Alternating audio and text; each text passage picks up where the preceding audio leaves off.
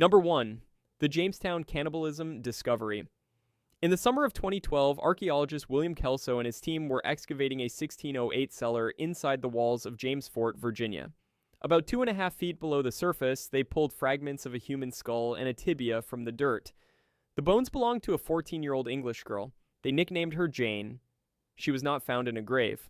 Her remains were mixed into a layer of butchered horse bones, dog bones, and food refuse. It was a trash deposit from the winter the colonists called the starving time. Scattered human teeth among the animal remains were the first thing that caught Kelso's attention. Something was very wrong. The forensic analysis fell to Douglas Owsley, division head of physical anthropology at the Smithsonian Institution. Owsley had examined more than 10,000 bodies over his career, including victims of the September 11th attacks and the 9,000-year-old Kennewick man. He knew what butchery marks looked like. Jane's forehead showed 4 shallow, closely spaced chop marks. Owsley described them as very tentative, very incomplete. Someone had tried to open her skull from the front and failed. They turned the body over. 4 strikes landed on the back of the skull with a small hatchet or cleaver. The strongest blow split the skull in half. Then a single-sided knife was driven into the left temple to pry the skull open and extract the brain. Her jawbone carried sharp cuts and punctures along the sides and bottom. The cheek muscles, tongue, and facial tissue had been targeted. In 17th century English diets, animal cheeks, tongues, and brains were common fare. Whoever processed Jane's body was following a familiar pattern, just applied to a human being. The cuts were very close together. That detail matters. It suggests Jane was already dead and not fighting back. This was survival cannibalism, not murder. Only 66% of the skull survived, and less than 10% of her total skeleton was recovered.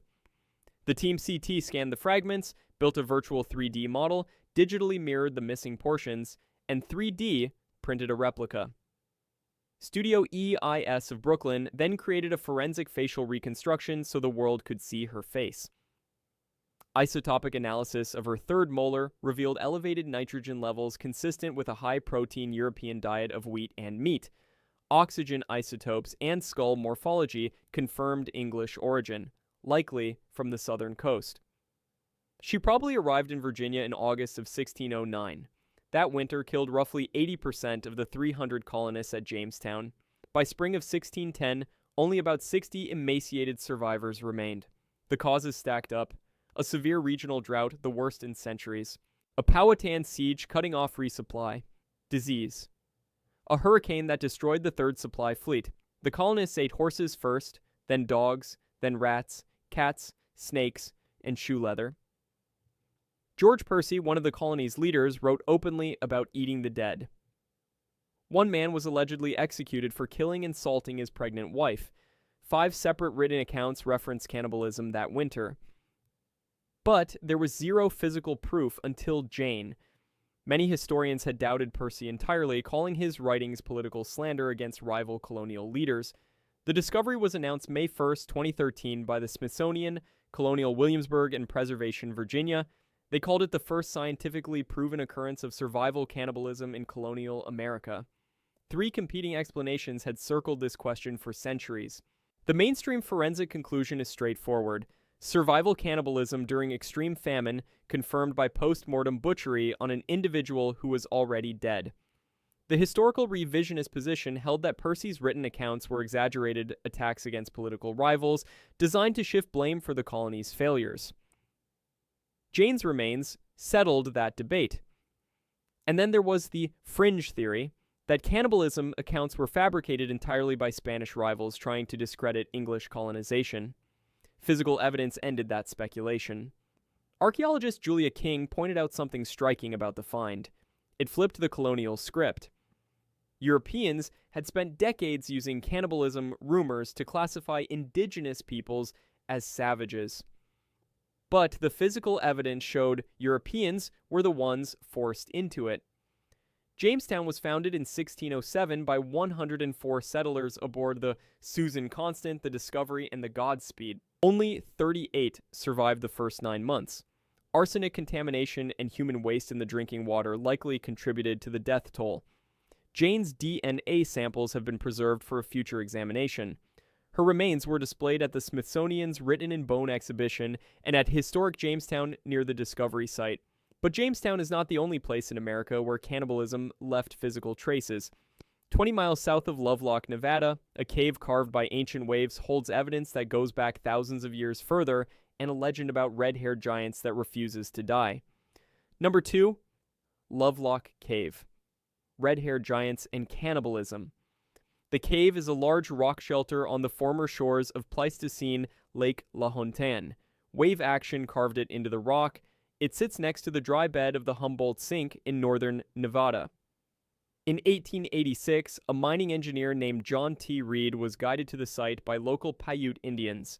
They told him a legend about red-haired cannibal giants called the Siteka. Reed found nothing inside but tons of bat guano. He moved on. 25 years later, in 1911, miners David Pugh and James Hart returned to harvest the guano for fertilizer. They removed an estimated 250 tons of it, 3 to 6 feet deep throughout the cave. Beneath it, they found bones, baskets, weapons, and what they described as a 6'6" mummy with distinctly red hair. The Siteka legend had been recorded earlier by Sarah Winnemucca in her 1882 book, Life Among the Pouts. According to Northern Paiute oral history, red-haired cannibals once inhabited the region. The Paiutes waged a 3-year war against them, eventually trapping the last survivors inside the cave and setting the entrance on fire. Here is where oral tradition meets stratigraphy.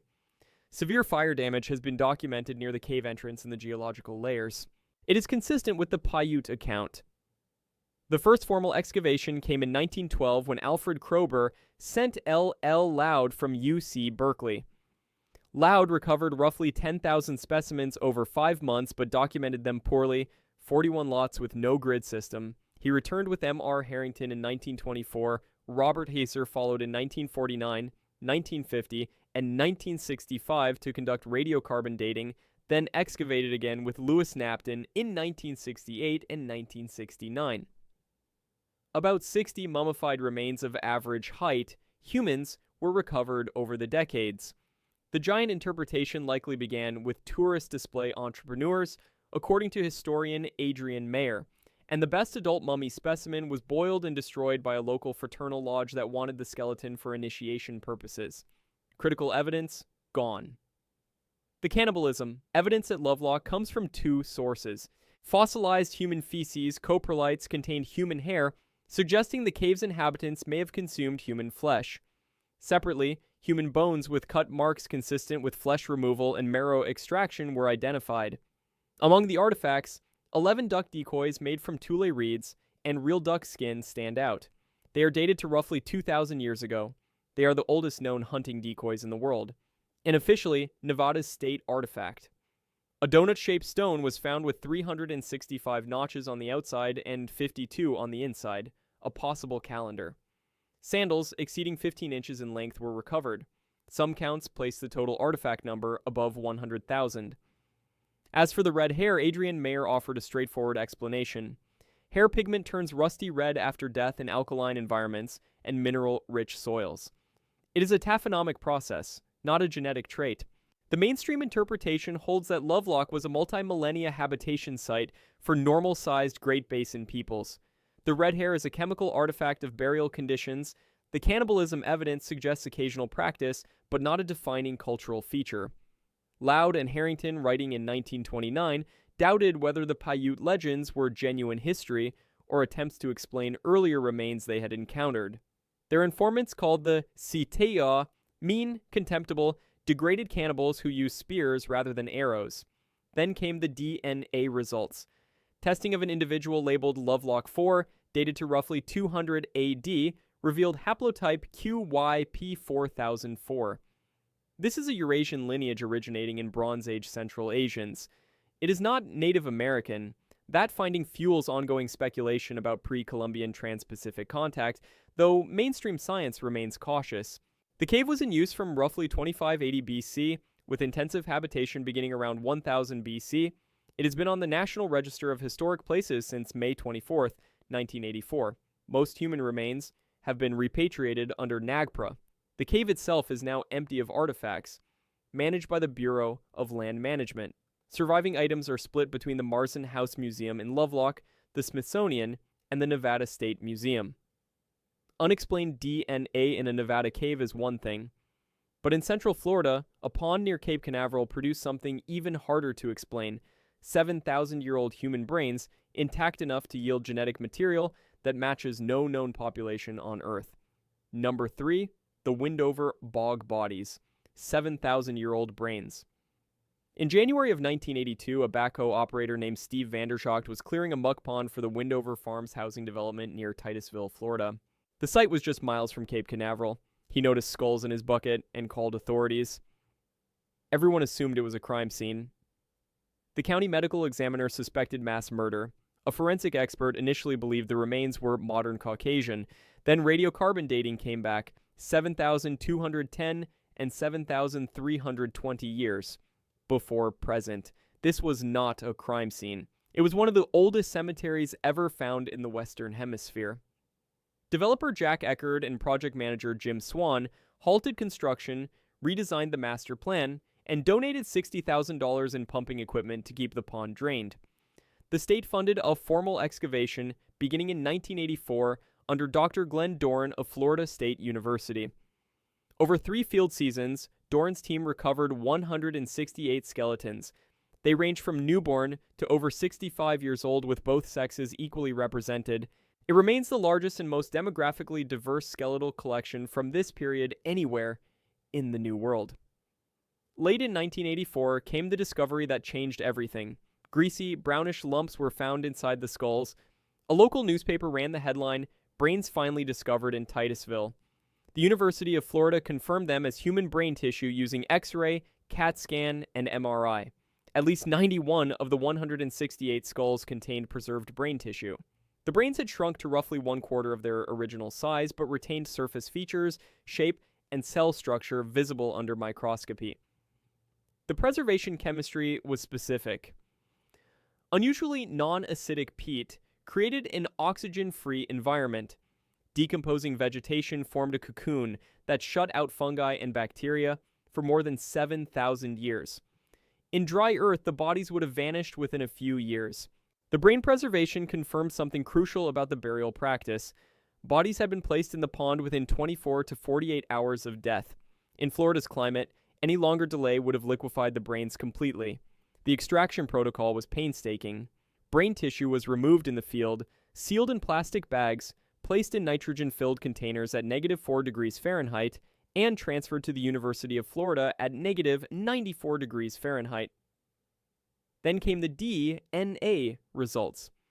Genetic material from both brain tissue and bones showed migration from Asia, consistent with accepted models of early human migration into the Americas. But it showed no biological affiliation with any modern Native American group or any known prehistoric population. That disconnect remains profoundly unexplained. 86 pieces of fabric from 37 graves revealed 7 different weaves used for clothing, bags, matting, blankets, and ponchos. These are among the earliest known textiles in North America.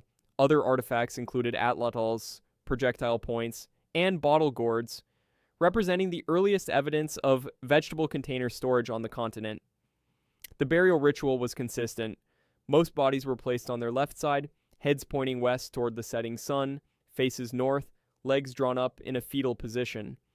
A wooden stake was driven through a fabric shroud to prevent the body from floating. That practical step, taken 7,000 years ago, is what preserved the bodies for modern science. There was no evidence of violent death among the remains. One 50-year-old woman showed multiple healed fractures, indicating hard living but not lethal conflict. About half the population died before age 20, while some lived past 70, a respectable mortality profile for the era, suggesting adequate nutrition.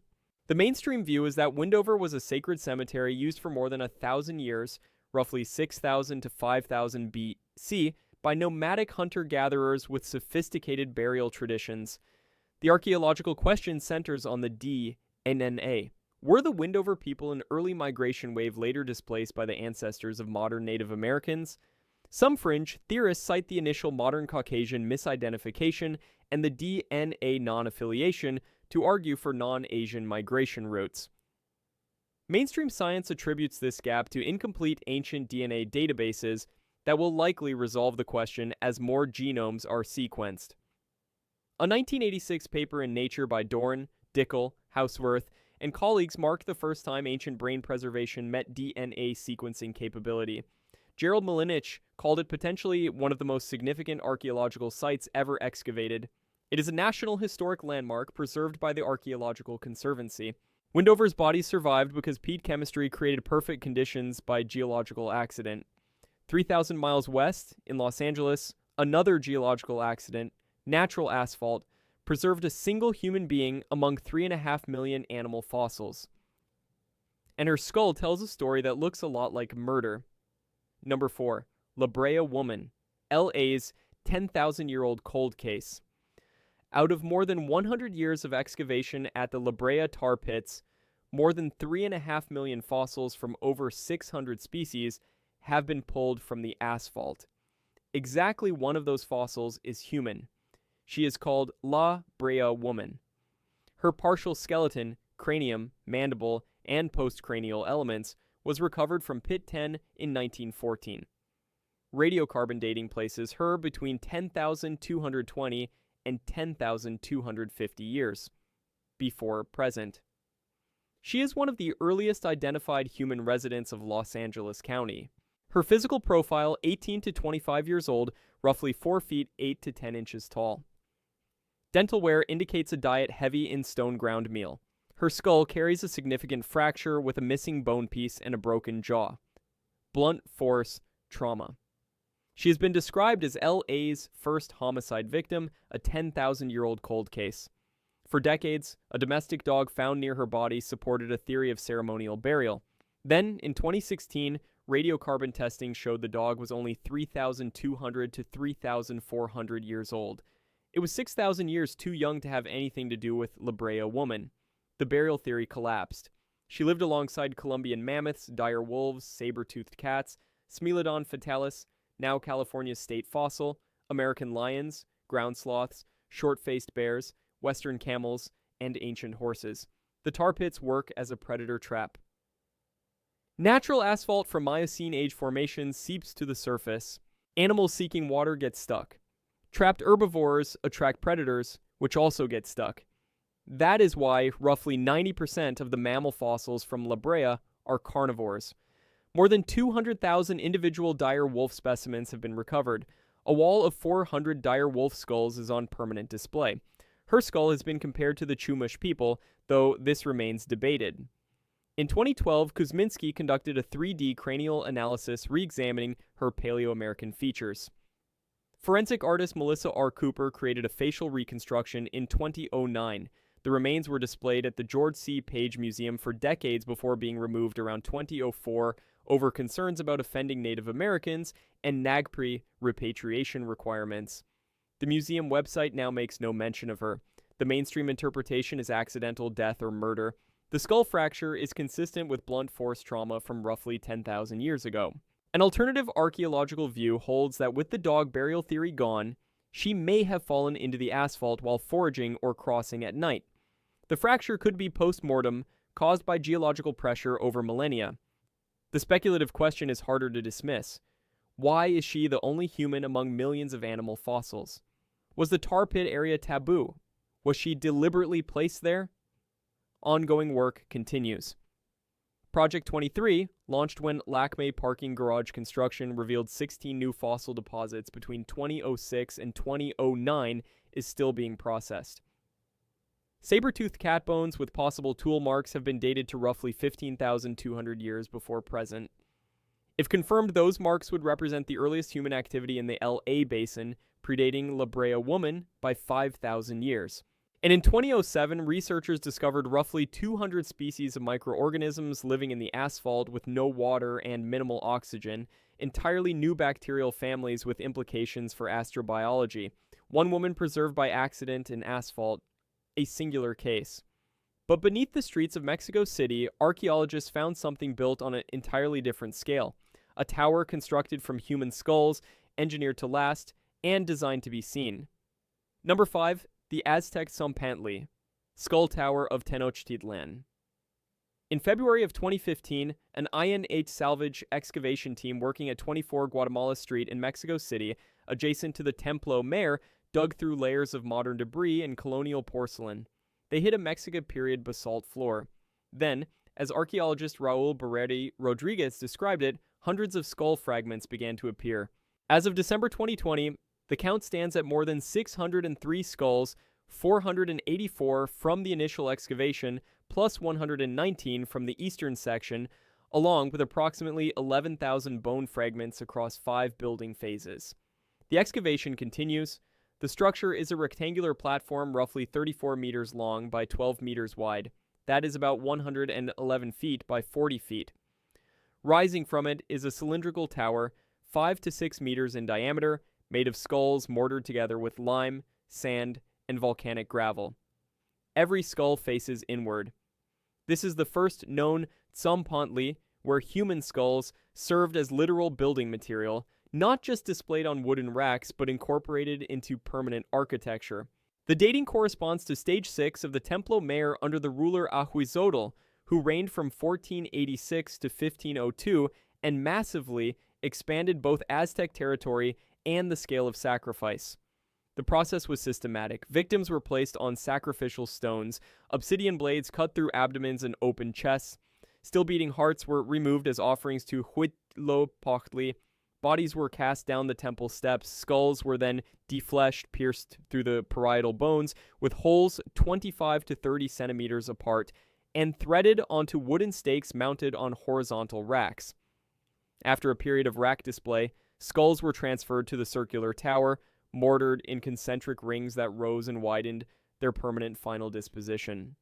The demographic analysis overturned a long-standing assumption. Of 214 skulls analyzed, roughly 46% were male, about 37% were female, and the remainder were either incomplete or belonged to children, including at least 3 children's crania. The assumption that only captured male warriors were sacrificed was wrong. Inuit anthropologist Ximena Chavez Balderas noted extremely impressive anatomical knowledge passed down from generation to generation, visible in the uniform, clean decapitation technique. Isotopic studies of 83 first molar samples are underway at the University of Georgia. Carbon, oxygen, and strontium analysis will determine where the victims grew up. Some skulls show intentional cranial modification, providing additional ethnic and geographic markers. The expectation is that victims were drawn from across Mesoamerica. Historical estimates of the Tzompantli's scale had long been dismissed as Spanish exaggeration. Conquistador Andrés de Tapia estimated 136,000 skulls. Historian Ortiz de Monteani recalculated a maximum of roughly 60,000. Scholars assumed these numbers were colonial propaganda. The excavation has proven the scale was real.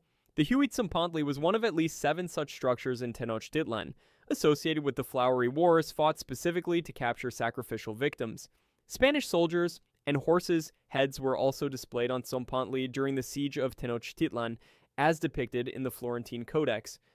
Fray Diego Duran confirmed that skulls were delivered after the flesh had been eaten, limbs were cannibalized, in addition to the head display. The mainstream interpretation frames the Tzompantli as state-sponsored religious sacrifice integral to Aztec cosmology. The gods needed human blood to sustain the universe. Practitioners understood it as a building of life rather than an act of death. The historical colonial perspective notes that Spanish accounts were long dismissed as propaganda to justify conquest. The excavation has vindicated the reported scale while complicating the moral framing. The fringe materialist theory proposed by Marvin Harris argued that Aztec sacrifice was primarily protein acquisition for an empire lacking large domesticated animals. Most Mesoamerican scholars reject this. Hernan Cortés tore down the Templo Mayor and the Tzompantli, paved over the ruins, and built colonial Mexico City directly on top. The structure vanished for nearly 500 years until 2015. Organized state sacrifice is one form of violence the archaeological record preserves, but in the American Southwest, a very different pattern emerged. Not institutional, not ritualized, and proven by a single piece of evidence no one thought was possible to find. Number 6. The Anasazi cannibalism. Evidence from Cowboy Wash. The site is designated 5MT 10,010. It sits in Montezuma County, Colorado, roughly 15 miles west of Mesa Verde. In 1993, a survey for a Ute Mountain Ute tribe irrigation system identified 9 archaeological sites in the area. One of them would produce the most controversial evidence of cannibalism in North American archaeology. In 1994, excavators found 7 dismembered skeletons on the floors of 2 pit houses. 4 adults, 1 adolescent around age 11, and 2 younger children.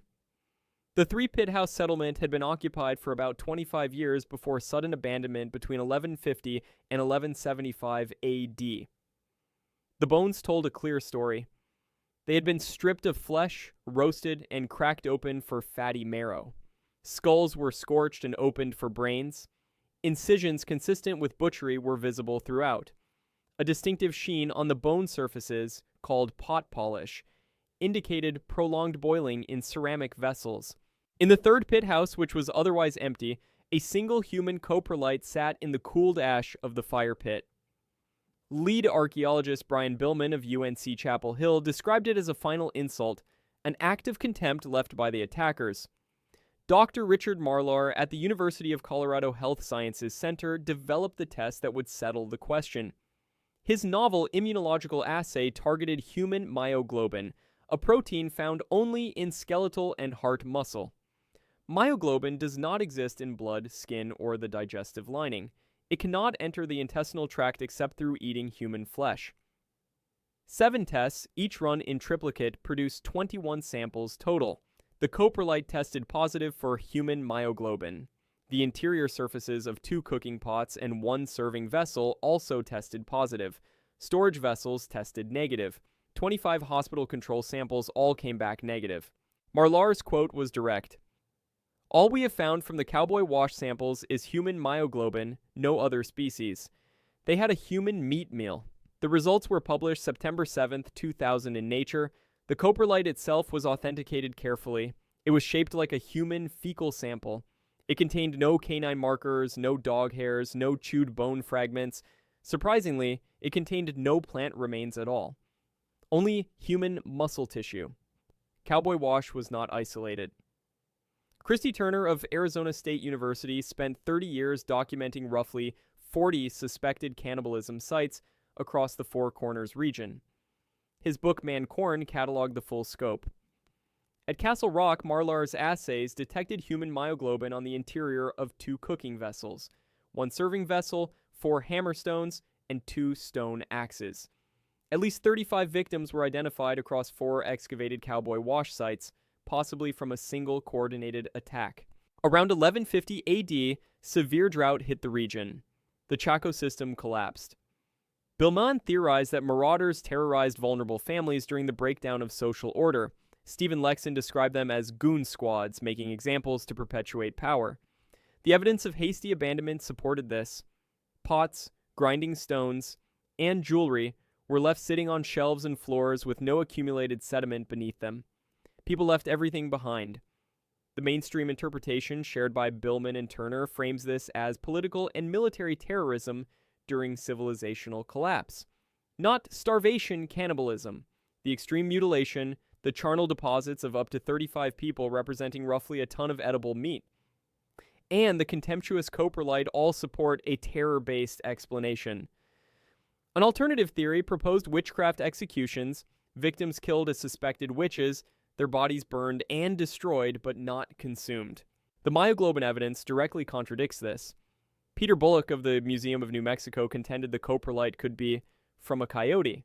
The authentication process ruled that out. Modern Hopi, Zuni, and Pueblo peoples have firm moral codes forbidding cannibalism. Ute Representative Terry Knight offered perspective. Like any other civilization, there were good, productive people, and there were bad people. Jared Diamond, writing a companion piece in Nature, called the evidence compelling but noted the temptation to dismiss it as a rare aberration. After 1200 AD, the Anasazi abandoned the Four Corners entirely, migrating south and east. Lexon summarized the era bluntly. After about 1200 AD, something very unpleasant happens. The wheels come off. It remains one of the most dramatic pre-Columbian civilizational collapses. Terror at a collapsing civilization's margins is one thing. But what happens when violence is not a breakdown of order, but the order itself. In the Mississippi River floodplain, America's first city built mass sacrifice into its political and religious architecture, and buried the evidence inside a mound. Number 7. Cahokia's Mound 72. A mass sacrifice in America's first city. Cahokia was the largest pre-Columbian settlement north of Mexico. It sat in the Mississippi River floodplain near present-day St. Louis. At its peak, between roughly 1050 and 1200 AD, it held between 10,000 and 20,000 people. More than 100 identifiable mounds dotted the landscape. Mound 72 is a small ridgetop mound about 850 meters south of the massive Monk's Mound. Archaeologist Melvin Fowler noticed its unusual orientation on aerial maps and excavated between 1967 and the early 1970s. What he found inside was staggering.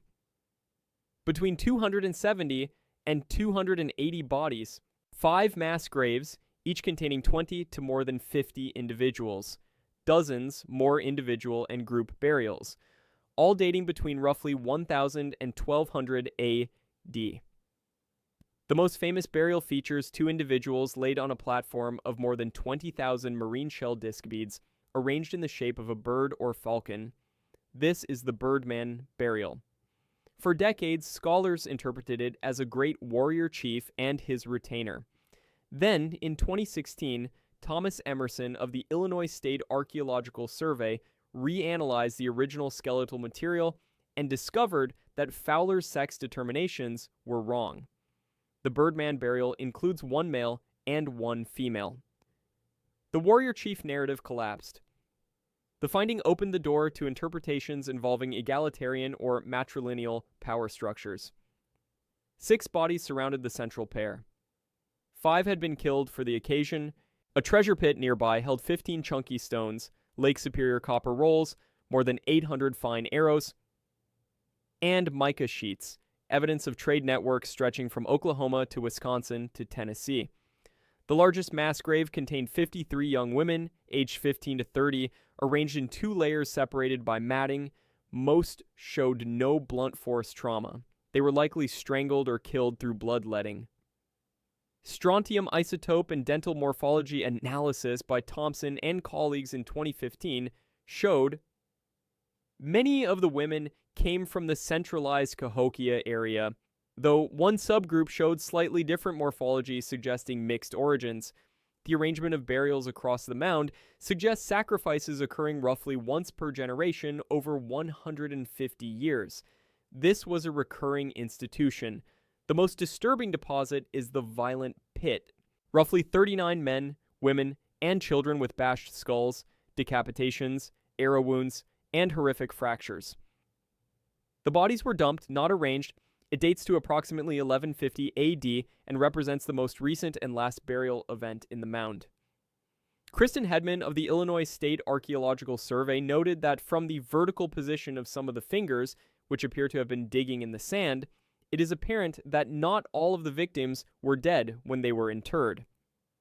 Dental and isotopic analysis showed the violently killed group was biologically different from the sacrificed women. They were similar to each other, but distinct from other Cahokians. A failed rebellion by outsiders is one interpretation. Mound 72 is oriented northwest to southeast, aligned with the summer solstice sunset and the winter solstice sunrise. The site was originally a circle of 48 large wooden posts, a wood henge, 412 feet in diameter, built around 950 AD. The posts were later removed and the mound constructed on the same sacred ground. The ages of the sacrificed women and the presence of female flint clay corn mother figurines suggest fertility rituals connected to agricultural renewal and female-centered cosmology. After 1200 AD, Cahokia's population dropped 75%. Deforestation, sanitation problems, and political instability contributed to the decline. Mound 96, almost certainly a mirror image of Mound 72, likely contains similar mass burials. It has never been opened.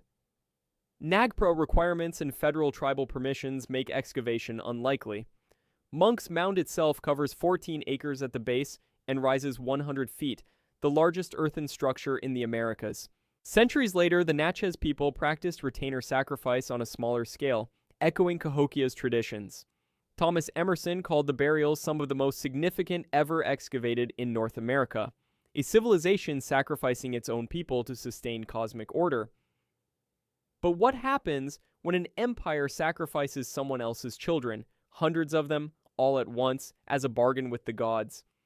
On a coastal bluff in Peru, the answer eroded out of the sand. Number 8. The child sacrifices at Huanchaquito-Las Llamas. This is the largest known mass child sacrifice in world history. More than 140 children and more than 200 juvenile llamas killed in a single event around 1450 AD. The site is Huanchaquito-Las Llamas on the coast of Peru near the city of Trujillo. In 2011, local residents called archaeologist Gabriel Prieto at the National University of Trujillo. Human bones were eroding from the coastal dunes. Prieto was already excavating a 3,500-year-old temple down the road. He redirected immediately. The initial dig exposed 20 human bodies and 30 camelid remains in less than 5 hours. By 2016, the final tally reached more than 140 children and more than 200 juvenile llamas. The Chimu were Peru's most prominent pre-Incan civilization. They controlled a 600-mile-long territory along the Pacific coast. Their capital, Chan, was the largest city in pre-Hispanic South America, covering roughly 7 square miles. The sacrifice site was just half a mile away. The children ranged in age from 5 to 14. The majority were between 8 and 12. Both boys and girls were present, confirmed by preliminary DNA analysis. The cause of death was consistent across the remains. Cut marks on ribs and sternums showed that chests were sliced open and pulled apart for heart removal. Horizontal cuts across the breastbone were clean and methodical. Copper knives wielded by expert hands. At the nearby site of Pampa La Cruz, a copper knife with a rattle attachment was recovered. It would have sounded as the blade was drawn across each victim's chest. Faces had been smeared with red cinnabar-based pigment during the ceremony before death. The skulls exhibited 2 types of cranial modification, indicating children drawn from different ethnic groups. Stable isotope analysis of carbon and nitrogen confirmed children from multiple regions across the Chimu state. The llamas showed similar cut marks. Llamas were vital for food, transport, and fiber. Sacrificing more than 200 juveniles represented an enormous economic cost. Starch grain analysis of the camelid gut contents showed maize feeding in the hours or days before the sacrifice, special treatment distinct from normal pasture diet. Deliberate ritual preparation. Preserved footprints in the surrounding mud suggest a ritual procession. Children and llamas were led from the north and south edges of the bluff, meeting in the center for the sacrifice. The trigger appears to have been environmental. A massive El Niño event between roughly 1400 and 1450 AD brought torrential rains and catastrophic flooding to the normally arid coast. A distinct mud layer from the flooding sites directly beneath the sacrifice deposits. The Chimu were bargaining with their gods. Despite the violence, Prieto noted careful post-mortem treatment of the bodies. They were not simply discarded. At the nearby Pampa La Cruz site, an additional 132 sacrificed children and 260 llamas were found. The combined total across both sites, 269 children, 3 adults, and 466 llamas. Archaeologist Luis Castillo summarized the ongoing situation. Wherever you dig, there's another one. The mainstream interpretation frames the sacrifice as a state-organized religious response to catastrophic El Niño. Children were considered transitional beings between the human and divine worlds. They were the most precious offering conceivable. A second interpretation adds a political dimension. The sacrifice also served as a demonstration of state power, demanding tributary children from subject peoples. A speculative third view suggests the sheer scale indicates social breakdown rather than organized ritual, panicked improvisation by a failing state rather than coherent theology. Within decades of the sacrifice, Inca warriors conquered Chan. The sacrifice may represent the desperate final acts of a civilization already in decline. Empire-scale bargaining with the gods, and it failed. The findings were published in March of 2019 in PLOS One, and named one of Archaeology magazine's top 10 of the decade. Empires sacrificing children to appease the gods is ancient history. But what happens when a modern state takes children from their families, places them in institutions, and the children never come home? That story is not ancient. And the technology that found them is less than a generation old. Number 9. Unmarked graves at residential schools. On May 27, 2021, Kukpi 7, Rosanna Casimir of the Tk'emlúps Tssequepemc First Nation announced that ground-penetrating radar had detected approximately 215 potential burial sites at the former Kamloops Indian Residential School in British Columbia. GPR specialist Dr. Sarah Beaulieu of the University of the Fraser Valley conducted the survey between May 21st and 24th. She revised the number to roughly 200. She also noted she had surveyed only 1 hectare of the 65-hectare property. The number could go much higher. The technology works by sending electromagnetic waves into the soil. Grave anomalies appear as hyperbolic responses on the radargram. As Beaulieu explained it, I am not seeing bones. I am looking for soil displacements. Kamloops triggered a chain reaction. By 2023, more than 20 announcements of soil anomalies had been made at former residential school sites across British Columbia, Saskatchewan, Manitoba, and Ontario. Coeses reported 751 potential graves near Maryval in June of 2021. Penelakut identified more than 160 on Cooper Island in July. Williams Lake found 93 near St. Joseph's Mission in January of 2022. The Stolo Nation documented 158 child deaths across 4 institutions by September of 2023. The residential school system operated from the 1880s through 1996. Approximately 150,000 Indigenous children were forcibly placed in government-funded, church-run schools. They were forbidden from speaking their languages or practicing their traditions. The Truth and Reconciliation Commission, which ran from 2008 through 2015, estimated roughly 6,000 children died. The true number is likely higher due to incomplete records. The TRC's final report used the term cultural genocide. Beaulieu described her methodology as walking on 2 legs, combining Western GPR science with Indigenous oral histories and Secwepemc laws. Without the oral histories, science would not have known where to search. A critical caveat applies. GPR detects anomalies consistent with burials. It cannot confirm human remains without excavation. As of September 2024, no remains have been excavated at Kamloops specifically. The distinction between possible unmarked graves and confirmed burials became contentious. Early media reports using the term mass graves were inaccurate. In the United States, Interior Secretary Deb Haaland launched the Federal Indian Boarding School Initiative in 2021. A 2022 report identified more than 400 federal boarding schools across 37 states and approximately 53 burial sites. Pope Francis visited Canada in July of 2022 and called the system a deplorable evil and disastrous error. Critics called the statement insufficient, lacking concrete commitments on records or reparations. The documented cruelties include physical and sexual abuse, malnutrition, forced labor, medical experimentation, and beatings for speaking Indigenous languages. Tuberculosis, influenza, and measles outbreaks swept through overcrowded facilities. Families were never notified of deaths. Cooper Island, called Canada's Alcatraz, operated from 1889 to 1975. Children who tried to escape sometimes drowned in the surrounding waters.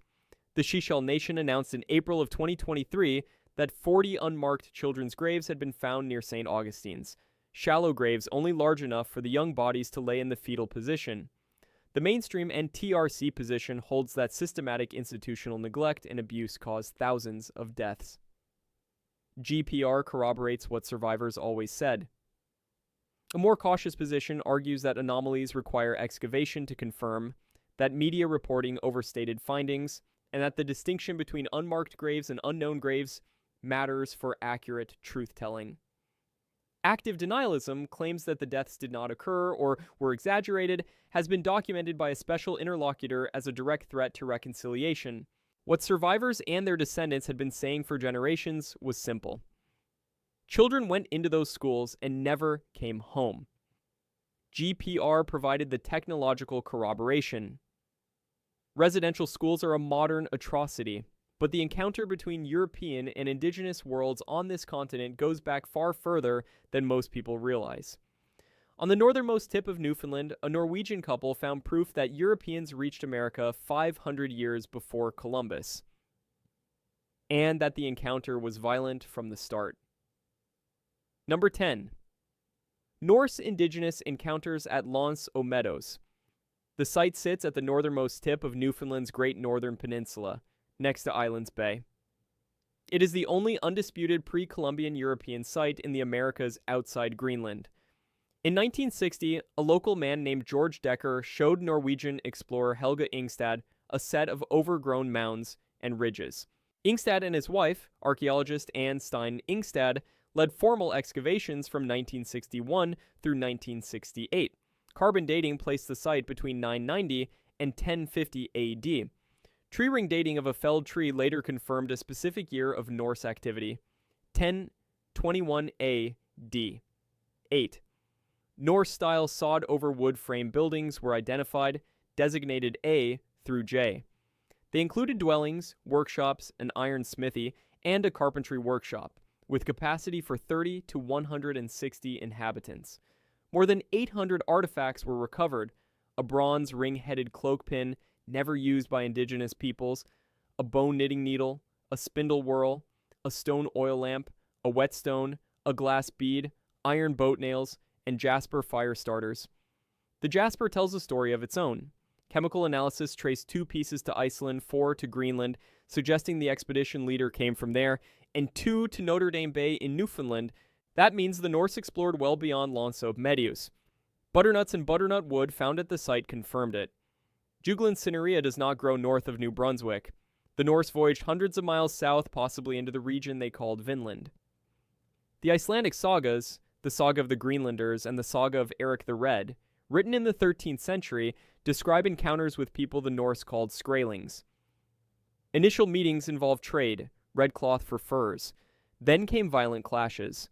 Thorvald Eriksson was killed by a Skraeling arrow. It is one of the earliest recorded European casualties from indigenous resistance in the Americas. No graves were found at the site, no livestock structures, no agriculture, no animal pens. This confirms a temporary base camp, not a permanent colony. The Norse stayed only a few years, but they left a critical mark. Large quantities of iron-smelting slag represent the first iron production in the New World. The Norse brought bog iron technology unknown to indigenous groups, though the Dorset culture had previously cold-hammered meteoric iron. The indigenous sequence at the site spans thousands of years. Maritime archaic peoples occupied the area from roughly 4000 to 1000 BC, then Grosswater from about 1000 to 500 BC, Middle Dorset from 400 to 750 AD. Cowhead and Beaches cultures around 800 to 850 AD. After the Norse departed, the Little Passage culture arrived around 1200 to 1500 AD. Genetic evidence adds another dimension.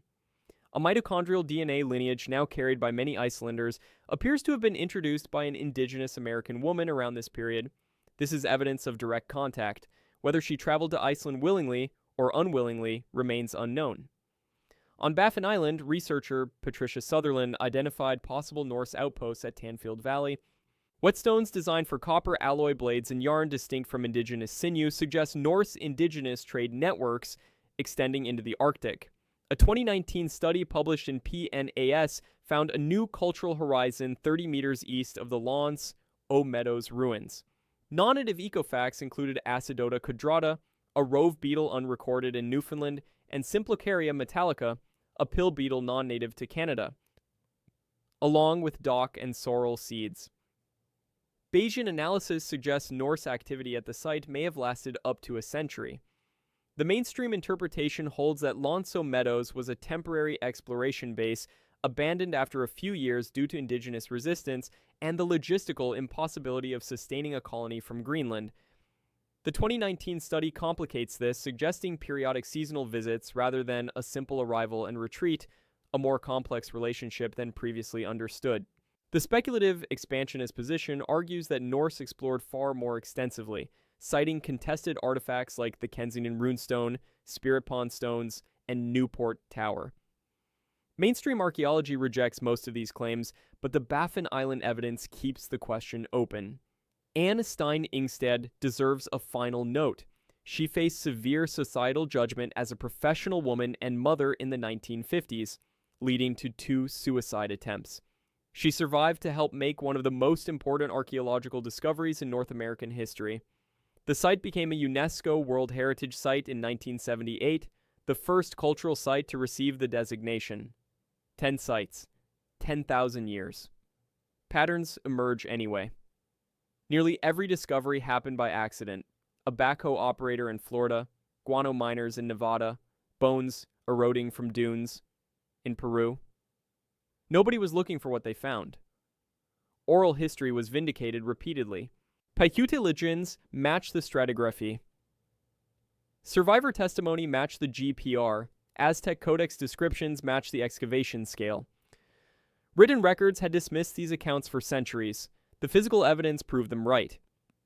Civilizational collapse triggers extremity, drought at Jamestown, Chaco failure at Cowboy Wash. El Niño at Las Llamas.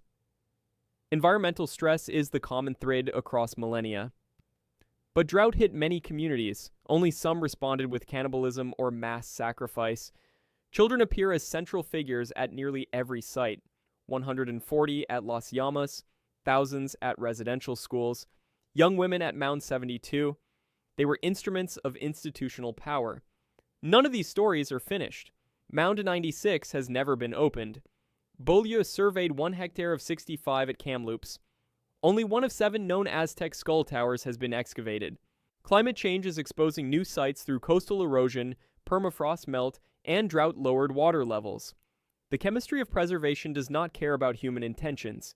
Peat, asphalt, alkaline soil, anoxic muck, natural laws governed what survived and what was lost. Cortes paved over the Tzompantli. Colonial buildings sat on residential school graves. Geology conceals, and then it reveals. The ground does not forget. It just waits for someone to ask the right question.